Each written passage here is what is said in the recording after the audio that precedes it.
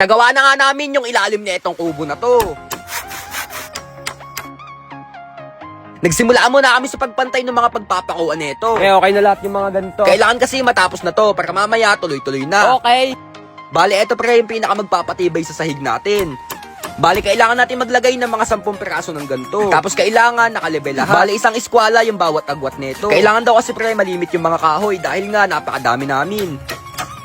Bali, itong diskarte na to, nakuha lang namin to pre sa comment section. Kaya talaga nagpapasalamat kami sa lahat na nagko-comment at sa lahat ng gumagabay sa amin sa paggawa nito. Kasi kundi dahil sa inyo pre, malamang sa malamang haligi pa din to. Kaya bilang pambawi sa inyo pre, lahat na mag-register sa link na nasa comment section, sagot ko na po yung pan-deposit nyo. Basta pagkatapos nyo po mag-register, mag-PM lang kayo sa akin kasama yung Gcash number nyo, okay?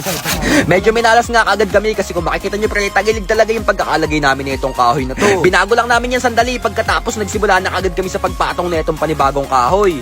Talagang pag minamalas ka nga lang talaga dahil bigla kaming inabot nitong ulan. Pero di na bago to pre, kumbaga kasama na talaga sa buhay namin yung kamalasan na to. Pre, umulan. Tara silong dito sa kabila. Pagkatilangan ng ulan, diretso na agad namin yung paggawa nito. Wala kasi tayong ibang no choice pre kundi tapusin to. Kasi nga pre, malapit na daw dumating yung malakas na bagyo. At sigurado bakbakan na naman to. Bala nagmadali na kami sa paggawa nito. Kasi nga pre, pagkatapos nito, magsusukat pa kami sa itaas. Kailangan kasi matapos na yung taas at baba, tapos bukas panibago naman. Pero kung matapos man to ngayon, bonus na lang yun. Kasi kung makikita nyo pre, unti-unti na nakakangiti itong kasama natin. May mga dumadaan nga din sa atin pre at pinapanood tong ginagawa natin. Bali, 4 na kahoy na nga lang pre yung papakuan natin. Pagkatapos, all goods na to.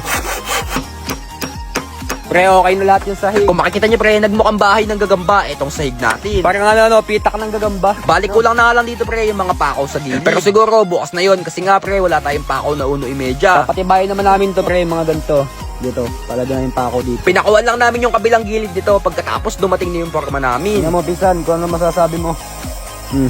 Ay, mabisa nga yan, pero dapat hindi tinubling gayan. Sablay pala yung gawa namin pre, dapat pala isa lang yung nasa Dapat ilalim. hindi na ito, nasa ilalim. Ito, hindi na ito. Pero okay na din naman daw to, ang mahalaga, napakatibay daw nito. Tinga itong haligi namin pre, nagkakadahon Ang na. dami ng tubo. Talagang tama nga yung mga tao sa comment section na tumutubo daw etong haligi na to. Kasi kung makikita nyo pre, napakadami ng dahon netong haligi na to. Tapos etong isa nagkakasanga na. Maya-maya lang nagsimula na kami sa paggawa nitong itaas. Bali kailangan mapantay namin lahat etong mga kahoy sa taas. Ito kasi pre yung pinakamahirap gawin. Kailangan pa kasi natin tong hulugan para pumantay dun sa ibaba. Pre, goods na lahat, maghuhulog naman kami. Bali, eto na pre yung pinaka magpapantay sa pagpapakuan sa panggilid. Kailangan bawat kanto mahulugan natin para sigurado na walang mintis. Medyo tagilig kasi etong mga haligi natin kasi kung makikita nyo pre, letter S talaga etong haligi sa unahan. Yung kulang lang dito sa baba, pre, yung mga pako dito. Sa ganito. Bali, konting pako lang yung kailangan dito para mas lalong tumibay to. Kailangan to lahat, may mga pako na to. Tapos didikit na to eh, kailangan ito nakadikit dito.